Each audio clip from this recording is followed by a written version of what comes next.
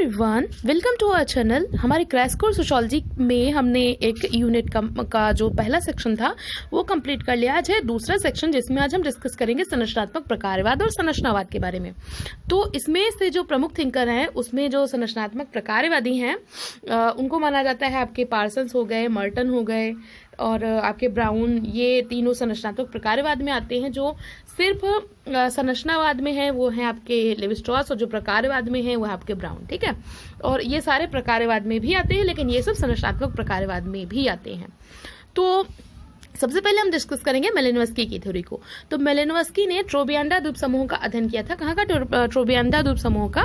और इनको माना जाता है सोशल एंथ्रोपोलॉजी का जनक। ठीक है, तो इन्होंने बंधुता बीजगणित का सिद्धांत दिया था और इसके अलावा इन्होंने कल्चर का प्रकारवादी सिद्धांत दिया था। इन्होंने बताया कि जो संस्कृति है वो उसका अस्तित्व तभी तक बना रहता है जब तक कि वो मनुष्य की शारीरिक, मानसिक और बौद्धिक जो अस्तित्व है उसको बनाए रखने में सहायक होती। तो इन्होंने आवश्यकताओं का सिद्धांत दिया। जो इनका सिद्धांत है इसको बोला जाता है व्यक्तिवादी प्रकारवाद। और इसमें इन्होंने कहा कि जो व्यक्ति की तीन आवश्यकताएं होती है, मुख्यतः मूल, व्युत्पन्न और एकीकरणीय, इन तीन प्रकार की आवश्यकताओं को पूरा करने के लिए ही समाज की जो विभिन्न इकाइयां हैं वो अपना योगदान देती हैं। और जब तक कि वो व्यक्ति की आवश्यकताओं को पूरा करती है उनका अस्तित्व बना रहता है, वरना फिर उनका अस्तित्व खत्म हो जाएगा। इन्होंने धर्म और जादू को पवित्र माना और विज्ञान को अपवित्र माना। इसके अलावा इन्होंने कुला विनिमय का भी सिद्धांत दिया है और इन्होंने अपना एक प्रसारवाद का सबसे पहले इन्होंने थियरी को यूज किया था। तो ये इनके कुछ प्रमुख सिद्धांत हैं। हम जल्दी जल्दी में कर रहे हैं तो बहुत ज्यादा डिटेल में नहीं बताऊंगी। नेक्स्ट आपका जो थिंकर है वो है रेडक्लिफ ब्राउन। तो ब्राउन को प्रकारवादी भी माना जाता है प्लस इनको संरचनात्मक प्रकारवादी भी माना जाता है। ठीक है, तो इन्होंने रेडक्लिफ ब्राउन ने कहाँ का किया था? तो इन्होंने किया था अंडमान द्वीप समूह का। तो ब्राउन ने कहाँ का किया था? अंडमान द्वीप समूह का। और ट्रोबियांडा का किसने किया था? मेलिनोव्स्की ने।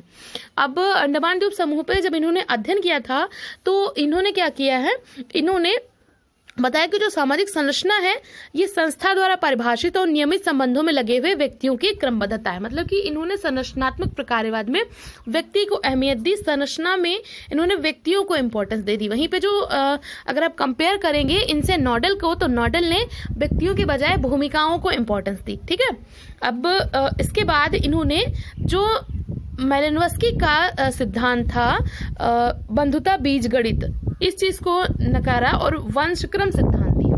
वंशक्रम सिद्धांत इन्होंने नातेदारी से संबंधित वंशक्रम सिद्धांत का प्रतिपादन किया। और सामाजिक संरचना में इन्होंने बताया कि सामाजिक संरचना के तीन विभाग हो सकते हैं, तो सामाजिक रचना शास्त्र, शरीर शास्त्र और फिर प्रक्रियाओं का अन्वेषण। और इन्होंने वास्तविक संरचना और सामान्य संरचना में भी विभेद किया है। ठीक है, तो ये हो गया आपके रेडक्लिफ ब्राउन। जल्दी जल्दी में देख लेते हैं। नेक्स्ट आपके हैं टॉलकॉट पार्सन्स। अब पार्सन्स ने क्या चीज करी है? तो पार्सन्स को बोला जाता है संरचनात्मक प्रकारवादी। प्रकारवादी भी और संरचनात्मक प्रकारवादी, मुख्यतः इनको बोला जाता है संरचनात्मक प्रकारवादी। तो पार्सन्स ने एक तो एजिल मॉडल दिया। इन्होंने बताया कि प्रत्येक समाज में उसको बने रहने के लिए, यदि समाज को बने रहना है तो उसको कुछ प्रकार्यात्मक पूर्वावश्यकताएं होती हैं जिनको पूरा करना पड़ेगा, जिसको कि इन्होंने नाम दिया एजिल। एजिल का मतलब हो गया ए फॉर एडॉप्टेशन, यानी कि प्रत्येक समाज को अनुकूलन करना पड़ेगा। आई फॉर इंटीग्रेशन, यानी हर एक समाज को एकीकृत रहना पड़ेगा। कुछ ऐसी संस्थाएं होंगी जो कि एकीकरण का काम करेंगी। जी फॉर गोल, कुछ उद्देश्य प्राप्ति के लिए कार्य करेंगे और कुछ लेटेंसी के लिए कार्य करेंगे, यानी कि समाज में तनाव जो है, जो समाज में तोड़ फोड़ वाली चीजें हैं वो नियंत्रित रहें, तो जिससे कि जो समाज की एकता है वो बनी रहे। तो एजिल मॉडल के माध्यम से इन्होंने अपना प्रकारात्मक सिद्धांत मुख्यतः प्रतिपादित किया। इसके अलावा आपके जो पार्सन्स हैं इन्होंने सामाजिक व्यवस्था का भी सिद्धांत दिया है। और सामाजिक व्यवस्था को इन्होंने समस्थिति के सिद्धांत के आधार पर बताया है। और इन्होंने बताया है कि प्रतिमान चर होते हैं, व्यक्ति को क्रिया करते समय पैटर्न वेरिएबल्स का सामना करना पड़ता है। अब वो पैटर्न वेरिएबल्स क्या हैं? तो पैटर्न वेरिएबल्स में इन्होंने बताया कि व्यक्ति को हमेशा दुविधा का सामना करना पड़ता है। उसके सामने हमेशा दो ऑप्शन रहते हैं कि वो किस चीज को चूज करे, या तो वो भावनात्मकता को अपनाए या भावनात्मक तटस्थता को अपनाए, वो विसरण या विशिष्टता को अपनाए, वो अपना एक जो गुण है जो दिखाई दे रहा है उसको यानी अर्जित को, या फिर जो उसको प्रदत्त जो सामने उसके आ रहा है उसको। तो उसके समक्ष हमेशा ही दो तरीके की दुविधाएं रहती हैं, जिसको इन्होंने कहा है पैटर्न वेरिएबल। ठीक है, और इसके अलावा इन्होंने बताया कि जो समाज है, समाज में सबसे इंपॉर्टेंट क्या होता है? तो सबसे इंपॉर्टेंट होता है आत्मगत साझा किए गए मूल्य। जो वैल्यू होते हैं, जो साझागत मूल्य होते हैं, उन्हीं के बेस पे समाज टिका रहता है। और समाज की जो स्थिति है उसको इन्होंने बने रहने का समर्थन किया। मतलब जैसा समाज है उसको वैसे बने रहना चाहिए। अगर कोई भी मतलब विसंगतिपूर्ण कोई भी प्रतिक्रिया होती है तो उसको उन्होंने कहा है कि समाज को तुरंत ही उस प्रवृत्ति को खत्म कर देना चाहिए, उस प्रवृत्ति को कुचल देना चाहिए। इन्होंने सामाजिक क्रिया में तीन चीजों को मुख्यतः दिया है: कर्ता, परिस्थिति और प्रेरणा। इसके अलावा इन्होंने एक एक्शन का जनरल थियरी देने की कोशिश की, यानी कि क्रिया का एक सामान्य सिद्धांत प्रतिपादित करने का भी प्रयास किया है। इन्होंने क्रिया में तीन प्रकार बताए हैं। इन्होंने क्रिया के कितने? 4 तो वेबर ने बताए थे, और जो पार्सन्स ने कितने प्रकार बताए हैं? 3। तो कौन कौन से हैं? पहला है कॉग्निटिव, और दूसरा है इवेल्युएटिव, और तीसरा है कैथेटिक। ठीक है, तो ये हो गया आपके पार्सन्स। उसके बाद हम देखेंगे रॉबर्ट किंग मर्टन को।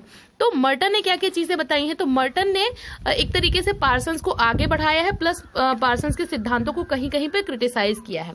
तो जो सामान्य सिद्धांत था पार्सन्स का, उसके अगेंस्ट में मर्टन ने कहा कि ऐसा कोई सिद्धांत नहीं बनाया जा सकता है जो कि संपूर्ण समाज पे लागू हो। तो कोई भी सामान्य सिद्धांत नहीं बनाया जा सकता है। तो हम क्या करेंगे? मध्य अभिसीमा सिद्धांत बनाएंगे, जहां पे एक तरफ ग्रैंड थ्योरी है और एक तरफ छोटे छोटे सिद्धांत है। इनके मिक्सचर को इन्होंने कहा मध्य अभिसीमा सिद्धांत। मध्य अभिसीमा सिद्धांत तब तक रहेंगे जब तक समाजशास्त्र पूर्णतः परिपक्व नहीं हो जाता है। ठीक है, तो ये चीज आपके मर्टन ने कहा। मर्टन के जो प्रकारवाद है इसको कहा जाता है अनुभूति मूलक प्रकारवाद। मर्टन ने बताया कि जो मेलिनोव्स्की का अनिवार्यतः प्रकारवादी जो दृष्टिकोण है वो गलत है। मतलब सार्वभौमिक प्रकारवाद जो है मेलिनोव्स्की का, इस सिद्धांत को नकार दिया रॉबर्ट किंग मर्टन ने, और क्या कहा कि प्रकार्यात्मक विकल्प होते हैं। ऐसा नहीं है कि जो कुछ है वो सब कुछ प्रकार्य होगा, उसमें से कुछ प्रकार्य होगा, कुछ अकार्य होगा, और कुछ दुष्प्रकार्य भी हो सकता है। दुष्प्रकार्य या एनोमी क्या चीज है? तो दुष्प्रकार्य वो चीज है जो कि ना तो वांछित है और ना ही उसको समाज एक्सेप्ट कर रहा है, लेकिन वो अचानक से छुपे तरीके से हो जाती है। ठीक है, तो वो हो गया दुष्प्रकार्य, जो समाज की व्यवस्था को बिगाड़ के रख देता है। अब एनोमी का भी कॉन्सेप्ट दिया है मर्टन ने। तो मर्टन ने बताया कि जब व्यक्ति के लक्ष्य और व्यक्ति के साधन उससे अनुकूलन नहीं खा पाते हैं तो वहां पर क्या होता है? एनोमी हो जाती है, विसंगति हो जाती है। जो दुर्खिम ने एनोमी दी, तो दुर्खिम ने क्या बताया था कि जब व्यक्ति की आवश्यकताएं नहीं पूरी हो पाती, उन्होंने आवश्यकताओं के संबंध में बताया, जबकि जो मर्टन है तो 5 अवस्थाएं इन्होंने बताई। पहली होती है अनुरूपता। अनुरूपता में एनोमी नहीं होती है क्योंकि वहां पे लक्ष्य भी होते हैं, साधन भी होते हैं। दूसरी बताई विधिवाद। तीसरा इन्होंने बताया कि जब व्यक्ति के पास थोड़ा सा इनोवेटिव वो हो जाता है तो वहां पर क्या होता है कि वहां भी एनोमी ही होती है। उसके बाद क्या होता है कि वो वापसी, यानी कि एक तरीके से रेट्रेटिज्म, कि जहां पे उसके पास में ना तो साधन होते हैं और ना ही लक्ष्य होते हैं। उसके बाद रिबेलियन, यानी कि विद्रोह, तो वहां पे लक्ष्य और साधन हो भी सकते हैं और नहीं भी हो सकते हैं। तो ये चीजें इन्होंने मुख्यतः बताई रॉबर्ट किंग मर्टन ने। अब बात करते हैं लेवी स्ट्रॉस। तो लेवी स्ट्रॉस ने मुख्यतः क्या क्या बताया है? तो स्ट्रॉस ने नातेदारी की अलायंस थ्योरी दी। ठीक है, उसके बाद इन्होंने क्या किया है? बाइनरी अपोजिशन बताया। मतलब कि इन्होंने कहा कि अगर हमें किसी चीज को समझना है तो हम उसको भाषा के माध्यम से समझ सकते हैं। संरचना को इन्होंने भाषा के माध्यम से समझने पे बल दिया, क्लाउड लेवी-स्ट्रॉस ने। और भाषा को समझना है तो हमें क्या करना पड़ेगा, बाइनरी अपोजिशन को समझना पड़ेगा।